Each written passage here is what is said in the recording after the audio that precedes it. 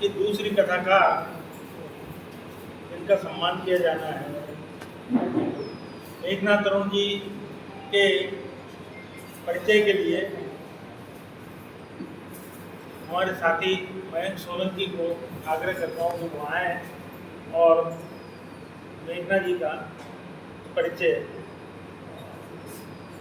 दें।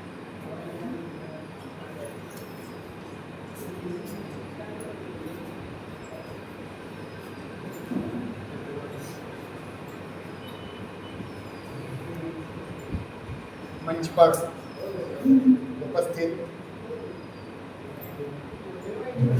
आदरणीय अंबिका दत्त जी,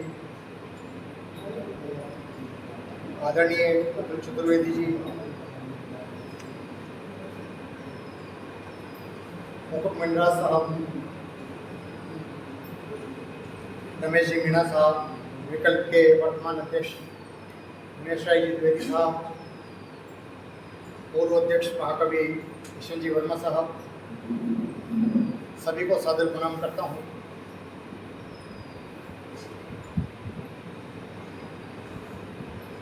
आज प्रेमचंद मुंशी की जयंती पर दो प्रतिभाओं को कथा सम्मान दिया जा रहा है, जिनमें एक का परिचय अभी अभी आपने रामकंठ जी प्रभाती से सुना। निस्संदेह कोई शक नहीं, जगदीश जी भारती बहुत अच्छे कथाकार हैं।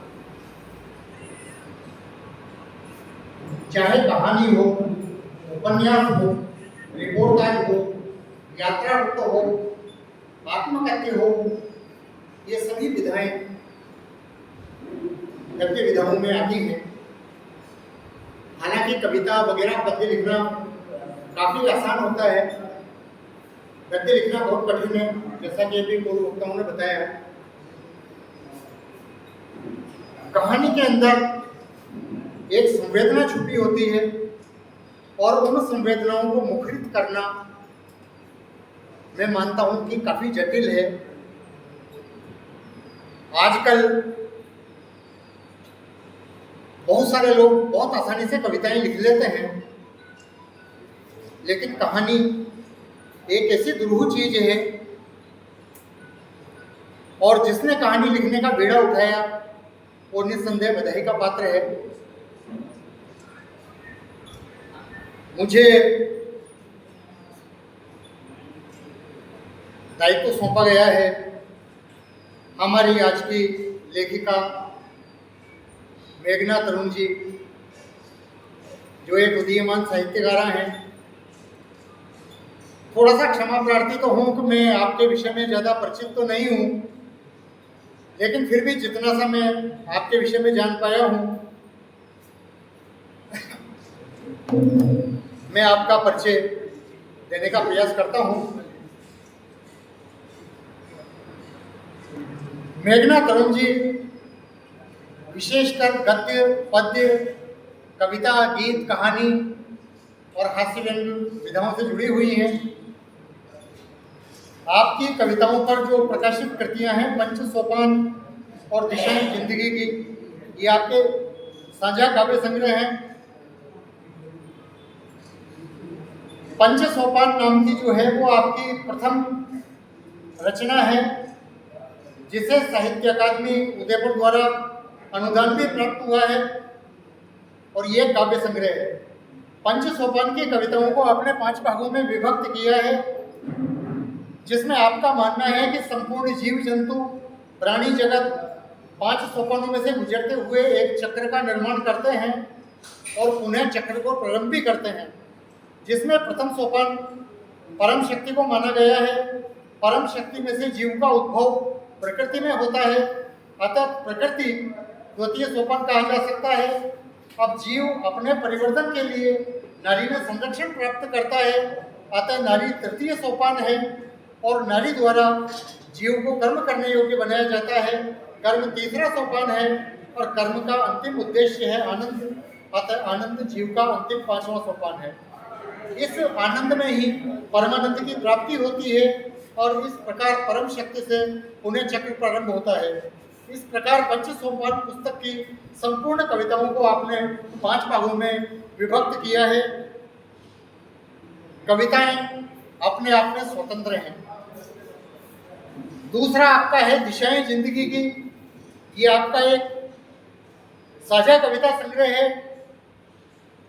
कहानियों के विषय वस्तु अधिकांश आसपास घटित जो हमारे छोटी मोटी घटनाएं होती हैं वहां से उठाए गए हैं। इसमें मजदूर, विक्षिप्त, नारीमन, भूख, पारिवारिक आनंद और कहीं राजनीतिक खेल का चित्रण करने का प्रयास किया गया है। साथ ही समाज में व्याप्त जो कुरीतियां हैं और जो पूर्वाग्रह हैं उनको भी बहुत बखूबी ढंग से आपने उजागर करने का प्रयास किया है। इन कहानियों में समाज के कई छुए और अनछुए पहलू पर आपने दृष्टिपात किया है। आपकी रचनाएं आकाशवाणी और अन्य कई पत्र पत्रिकाओं में प्रकाशित हो चुके हैं। आपका जन्म 16 नवंबर 1976 को जोधपुर राजस्थान में हुआ। आपने बीएससी कमला नेहरू महिला विश्वविद्यालय जोधपुर से, एमए हिंदी साहित्य जयनारायण व्यास विश्वविद्यालय जोधपुर से, बीएड जयनारायण व्यास विश्वविद्यालय जोधपुर से, PG diploma in yoga science Vardhman open university Kota से और कथक भूषण प्राचीन कला केंद्र चंडीगढ़ योग और जीवन विज्ञान एमएससी। आपके अंदर बहुत अपार संभावनाएं छुपी हुई हैं, जैसा कि आपके परिचय से भी मालूम होता है। कहते हैं कि साहित्य संगीत कला विहीन साक्षात पशु उच्च विषाणहीन। जिस व्यक्ति के अंदर साहित्य कला संगीत के गुण नहीं होते वो मनुष्य होते हुए पशु तुल्य होता है। आप साहित्य के साथ साथ संगीत में भी काफी रुचि रखती हैं और नृत्य भी संगीत का एक घटक माना जाता है। मैं आज प्रेमचंद मुंशी जयंती पर होने वाले विकल्प कथा सम्मान में जो आपका चयन हुआ है उसके लिए मैं मेरी ओर से और समस्त सदन की ओर से आपको बधाई प्रेषित करता हूँ। मुझे आशा ही नहीं अभी तो पूर्ण विश्वास है कि आपसे हमें और भी बहुत अच्छी रचनाएं, अच्छा साहित्य पढ़ने सुनने को मिलेगा। मैं पुनः आपके उज्जवल भविष्य की शुभकामनाएं प्रेषित करता हूँ।